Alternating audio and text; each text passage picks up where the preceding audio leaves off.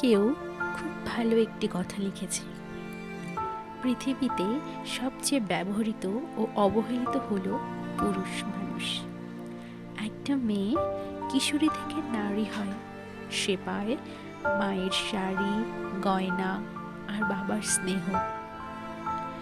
আর একটা ছেলে কিশোর থেকে পুরুষ হলে পায় বাবার ঋণ, পরিবারের দায়িত্ব আর দীর্ঘ রাত।